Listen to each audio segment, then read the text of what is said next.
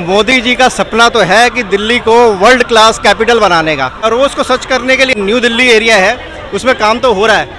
काफी नई बिल्डिंगें बन रही। दिल्ली को नई मुख्यमंत्री मिल गई है, हाँ, फील कर रहे हैं? आज तो शपथ ग्रहण समारोह हुआ है, तो हम लोग गए थे देखने के लिए।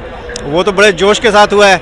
अब आगे देखो, जोशीला अंदाज बरकरार रहना चाहिए 5 साल तक। एक महिला मुख्यमंत्री दे दी है दिल्ली को, क्या लगता है शीला दीक्षित से ज्यादा बेहतर साबित होंगी एज अ मुख्यमंत्री? देखिए, शीला दीक्षित जी के टाइम में एक जो बड़ा बेनिफिट हुआ था कि कॉमनवेल्थ गेम हुए थे, तो उसके लिए दिल्ली को एक्स्ट्रा बजट मिला था, तो वो उन्होंने ये यूटिलाइज़ किया। उसकी वजह से दिल्ली चमक गई, गड्ढा रहित हो गई, सड़कें बहुत अच्छी थी। लेकिन अब देखो, कुछ ऐसा इवेंट होगा तो दिल्ली को स्पेशल बजट मिलेगा तो दिल्ली चमक जाएगी। अब तो केंद्र में भी बीजेपी की सरकार है, स्टेट में भी बीजेपी की, तो डबल फायदा ना सर, अब तो काम जोरों शोरों से होएगा।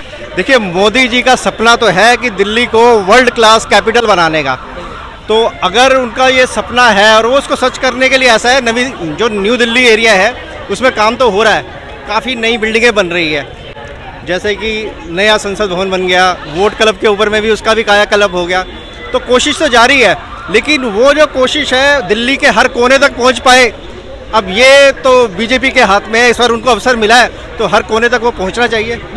सर, बहुत बड़े बड़े वादे करके बीजेपी दिल्ली में आई है, तो क्या लगता है वो वादे जो करे हैं वो पूरे कर पाएगी? देखो, वो तो कुछ तो पॉलिटिकल जुमले भी होते हैं जिसे बोलते हैं जो 2,500 रुपये वाला है।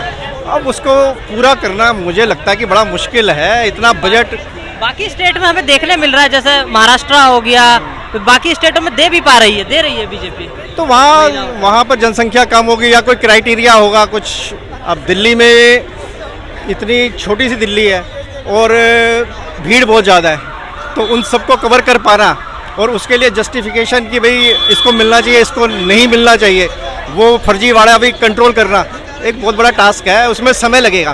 बीजेपी की अगर इंटेंशन है करने की, कर देगी, लेकिन ये कि उसमें समय लगेगा टास्क, क्योंकि बहुत सारा उसमें रिसर्च वर्क है। किसको मिलना, जेन्युइन पर्सन को मिलना जो नीडी है।